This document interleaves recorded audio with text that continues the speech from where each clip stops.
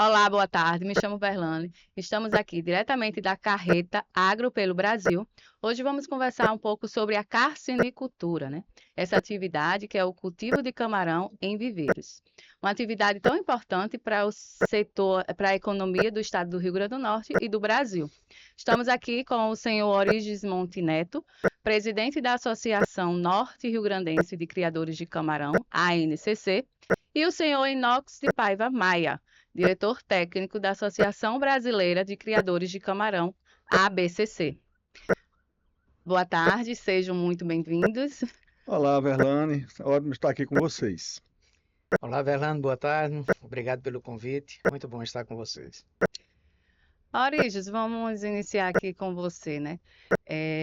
Sua formação é de engenheiro, né, civil, e gostaria que você compartilhasse com a gente como é que você entrou nesse mundo da carcinicultura, né? O que te inspirou aí, incentivou? Verlane, eu tenho realmente a veia do empresário, sou de formação engenheiro civil, mas antes de tudo eu sou empresário. E vendo a potencialidade, o potencial que o estado do Rio Grande do Norte tem para a carcinicultura, para criar camarão em cativeiro, aproveitei a oportunidade e entrei nessa atividade há mais ou menos 24 anos atrás. Então, eu não tenho o tempo do meu amigo Enox, não, porque ele realmente é o nosso professor, professor de todos nós, mas 24 anos já é algum tempo. Sim. Tenho ficado nessa atividade com muita satisfação, tivemos algumas crises, geralmente provocadas por doenças, não é? Doença, desavença e descrença. Essas são as piores coisas que podem acontecer numa atividade. No nosso caso, as doenças. E saímos de todas elas, sabemos que vamos enfrentar no futuro, possivelmente, outras cepas, outras doenças, mas também vamos enfrentar e vamos se sair e vamos continuar. Faz parte da nossa atividade, nós temos que ser resilientes. É uma atividade muito interessante. Continuo na construção civil também, né? Tenho alguma coisa na área do agro e a carcinicultura realmente é a minha paixão. E me espelho muito no meu amigo Enox, que tem, além de ser criador de camarão, é um cientista da área. Doutor Inox, né? Ele engenheiro de pesca, acho que foi da primeira ou da segunda turma, né? Terceira. Terceira turma. Uhum.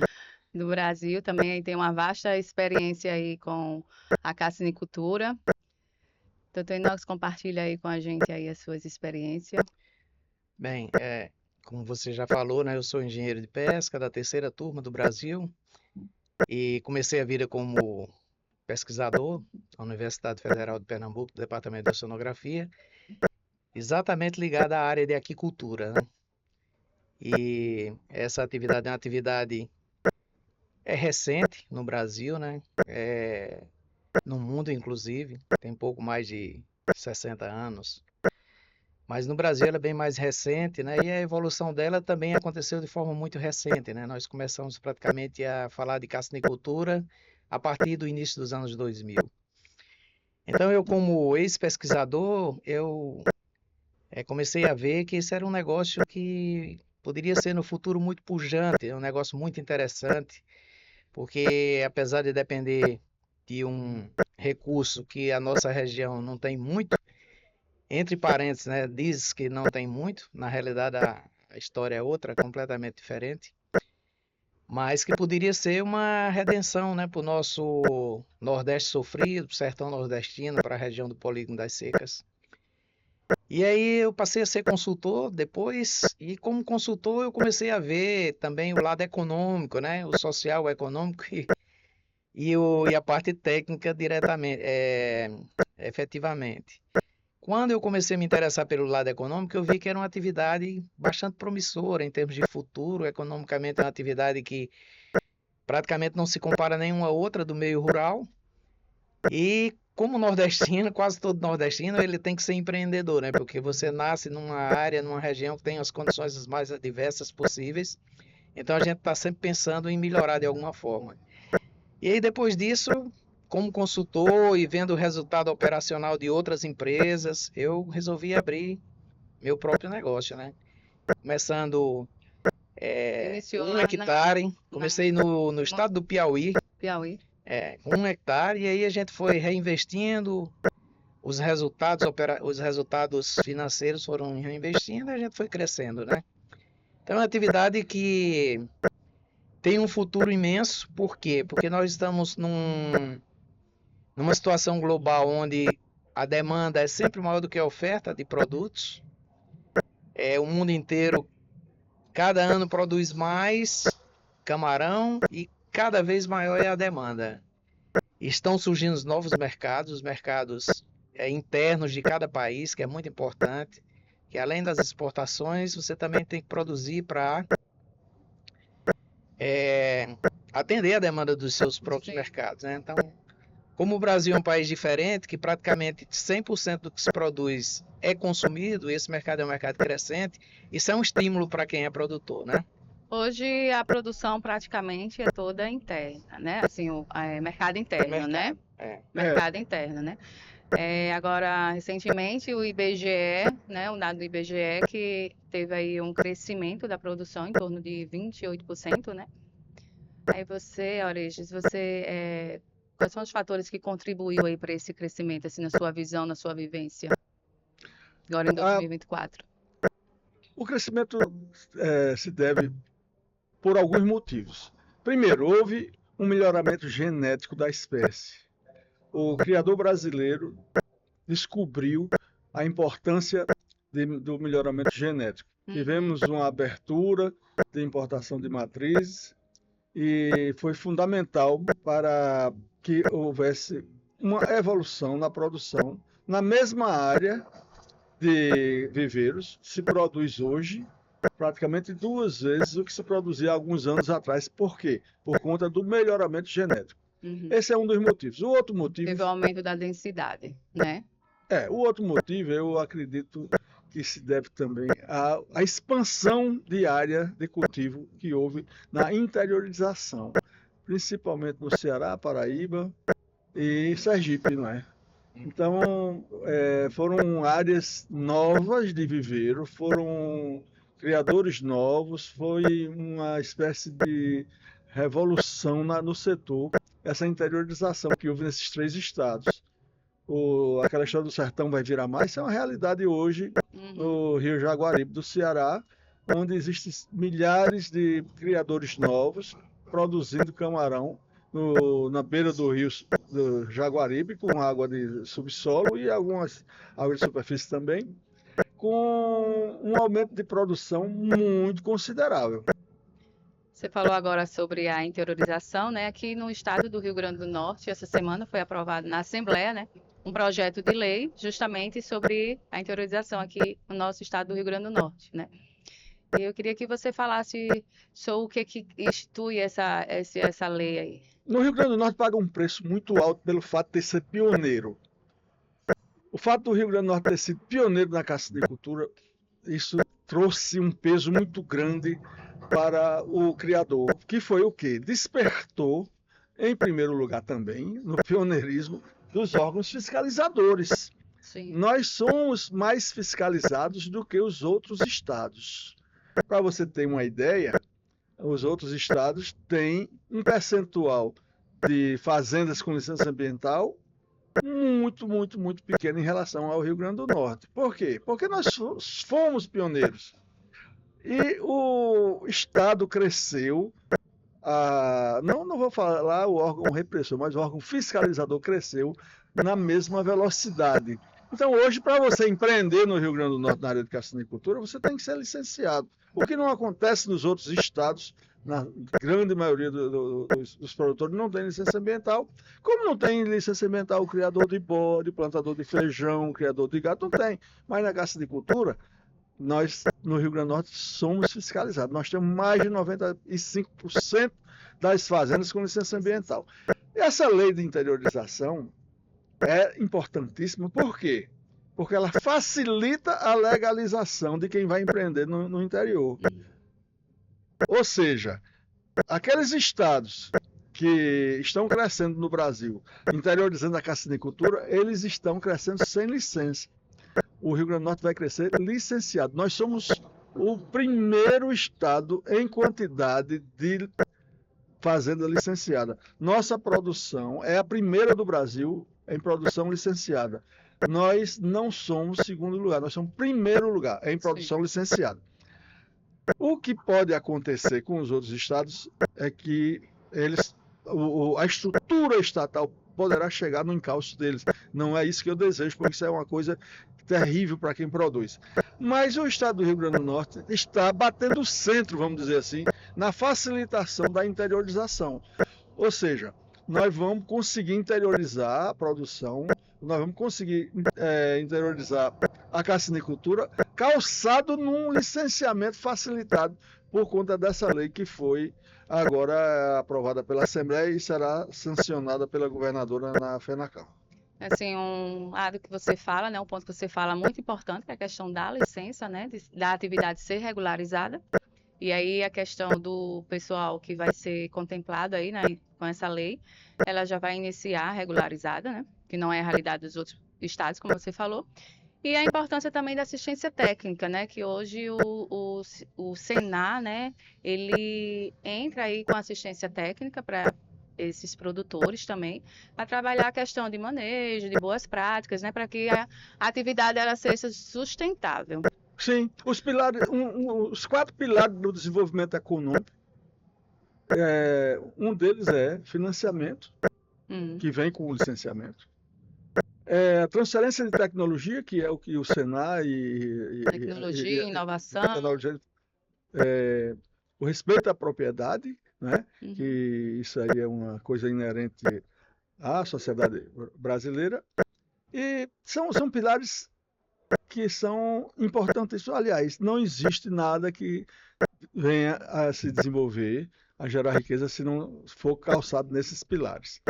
E o Senar é um parceiro da atividade nessa questão de um dos pilares, que é a questão da transferência de conhecimento, não é? Bem, o licenciamento vai trazer o financiamento. O respeito à propriedade privada, o respeito à propriedade intelectual, é uma coisa que é inerente à nossa sociedade e terá que ser respeitada. O Senar chega, né, até os produtores, aí levando aí o conhecimento técnico e gerencial também, né? Doutor Inox, hoje o censo de 2021 fala em média aí 452 produtores aqui no Rio Grande do Norte. Na sua visão, como é que está o cenário da carcinicultura aqui no Rio Grande do Norte? Bem, eu acho que esse projeto, né, esse programa de interiorização da carcinicultura vai realmente imprimir um crescimento bastante interessante para o Rio Grande do Norte, né? Primeiro porque ele virá com segurança jurídica. Sim. Então, assim, fica até difícil de se prever quanto vai crescer em termos de número de produtores, né? Porque a maioria desses produtores beneficiários, eles serão micro e pequenos, né? Mas eles já vão começar a sua atividade com segurança jurídica, coisa que ainda é um problema que permeia, né, as atividades rurais do Brasil como um todo. Então, o Estado está dando essa legitimidade ao processo produtivo, né? Uma outra coisa que assim é substancial para o Rio Grande do Norte, é de importância fundamental, é que diferente dos outros estados onde a carcinicultura tem crescido,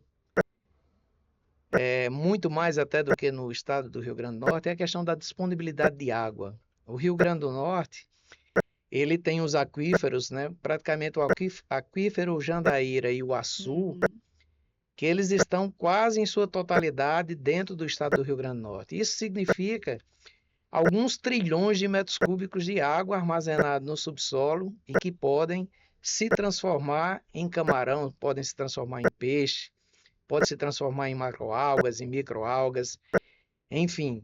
É um processo que está despertando esse cenário aqui no estado do Rio Grande do Norte. Ele é muito bem-vindo exatamente por isso, porque nós temos água para dar e vender, como se diz, né?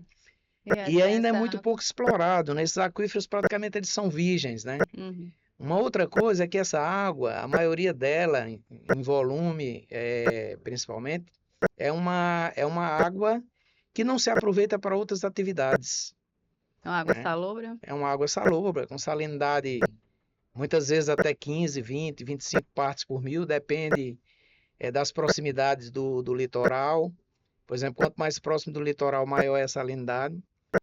E tem duas fontes de reabastecimento, né? Esses aquíferos. Uma é a pluviometria, né? As chuvas, né? E a outra é a própria cunha salina. Então, são aquíferos que, além de ter um volume grandioso, que podem proporcionar ao Rio Grande do Norte, eu diria, sem sombra de dúvida, mais 50 mil hectares de fazenda de camarão, sem nenhum problema.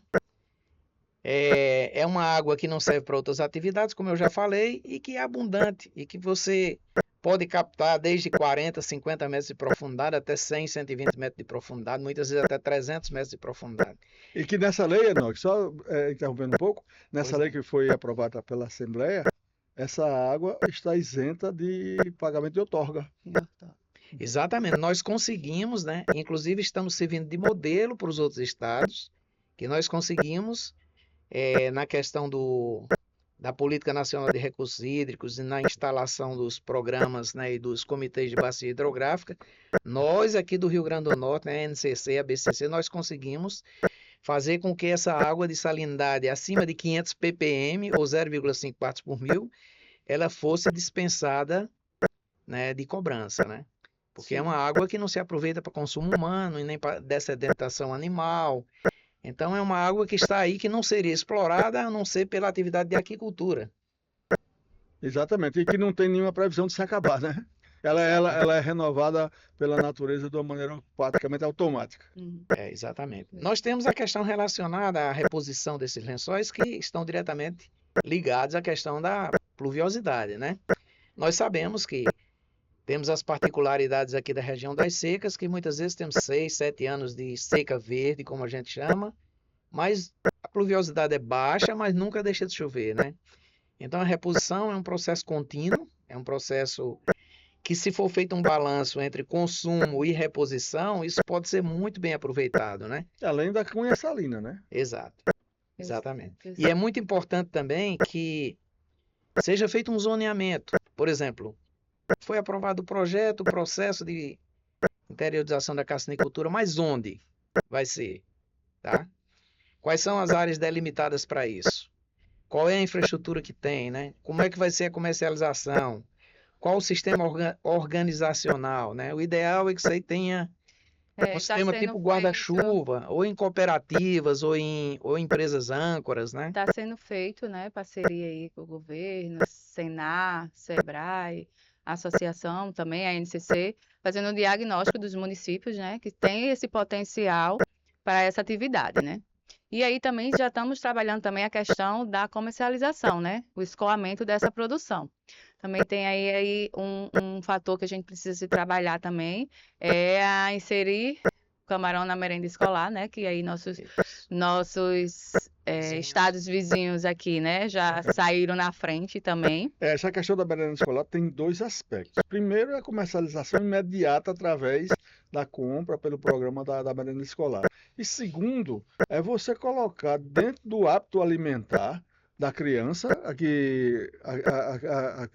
aquele menu, o cardápio do camarão. Ou seja, quantas e quantas pessoas do interior nunca comeram camarão, não é? Isso. Então, a merenda escolar tem esses dois aspectos. Realmente, essa comercialização imediata, que vai ser uma coisa importante para o escoamento do produto, mas vai criar o hábito, vai gerar a cultura de comer camarão em pessoas que não tinham antigamente, porque o potiguar é comedor de camarão, mas o potiguar do litoral, não é?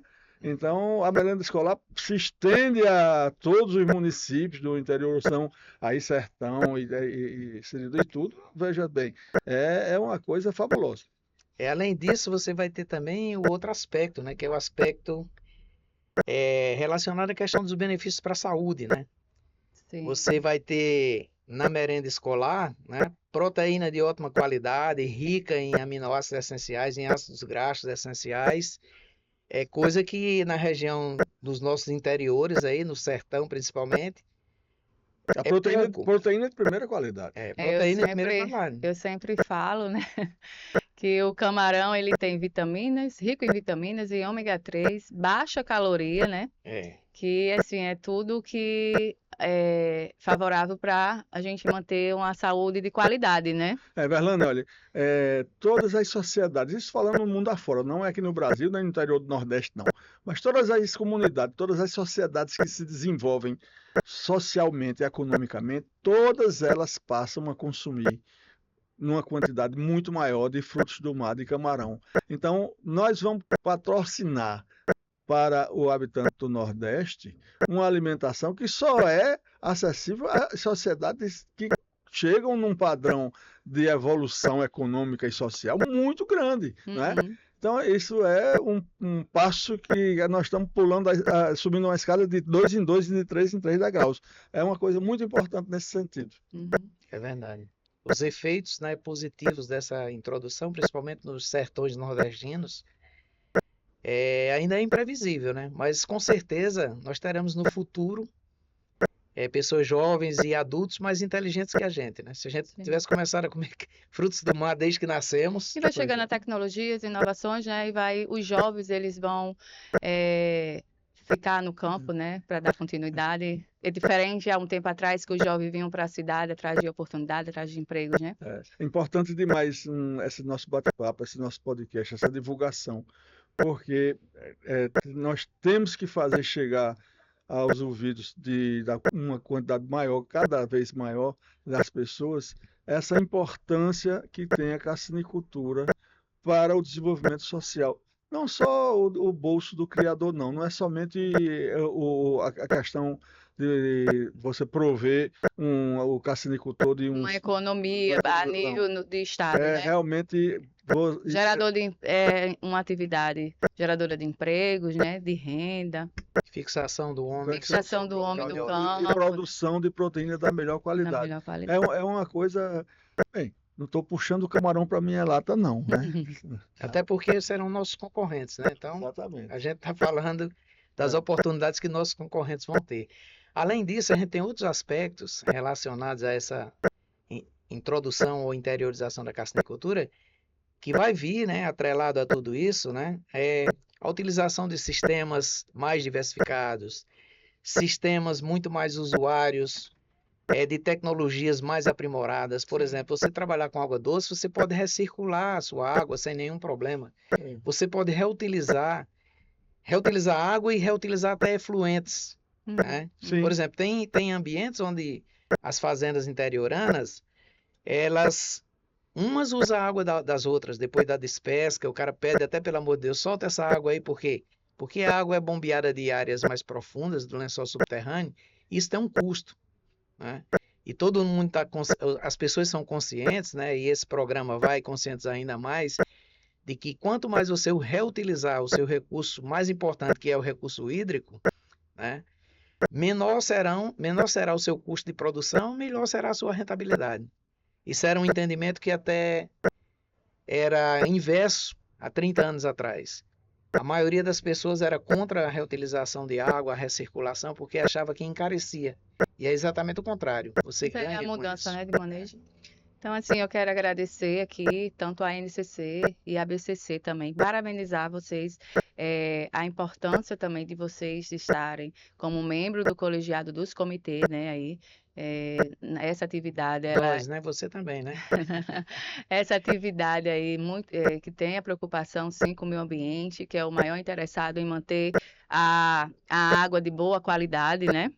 Até porque nosso camarão, ele exige que o ambiente esteja equilibrado, que a água seja, os parâmetros, né?